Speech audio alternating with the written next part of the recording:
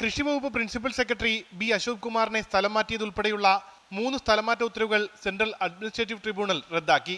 IAS ഉദ്യോഗസ്ഥരുടെ തസ്തികകളിൽ കേഡറിതര ഉദ്യോഗസ്ഥരെ നിയമിക്കുന്നത് നിയമവിരുദ്ധമാണെന്ന് CAT വ്യക്തമാക്കി. ഉത്തരവോടെ എക്സൈസ് കമ്മീഷണറായ MR അജിത്കുമാറിന് സ്ഥാനം നഷ്ടമായി. 2023 IAS ഓഫീസേഴ്സ് അസോസിയേഷൻ നൽകിയ ഹർജിയിലാണ് സുപ്രധാന വിധി. കേസിന് പോയതുകൊണ്ട് തന്നെ സർക്കാർ വേട്ടയാടിയെന്നും വിധിയോടെ IAS കേഡറിലെ നിയമവിരുദ്ധമായ നിയമനങ്ങൾ അവസാനിക്കുമെന്നും ബി അശോക് കുമാർ പറഞ്ഞു. IAS കേഡറിന് ഇയർമാർക്ക് ചെയ്ത പോസ്റ്റുകളിൽ സേവനമനുഷ്ഠിക്കുന്ന യോഗ്യതയില്ലാത്ത വിരമിച്ച ആളുകളെയും അല്ലാത്തവരെയും നീക്കം ചെയ്യാൻ ഉത്തരവിട്ടു. അവർക്ക് ഇന്ന് പദവി നഷ്ടപ്പെട്ടു.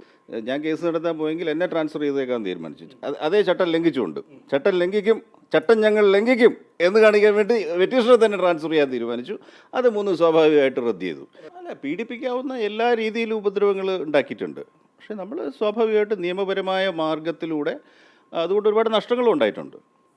എനിക്ക് കിട്ടേണ്ടിയിരുന്ന പല ഹയർ പോസ്റ്റുകളും ഇല്ലാതെയാക്കി, പ്രതികൂല റിപ്പോർട്ടുകൾ എൻ്റർ ചെയ്തു, കള്ള റിപ്പോർട്ടുകൾ എഴുതി അയച്ചു.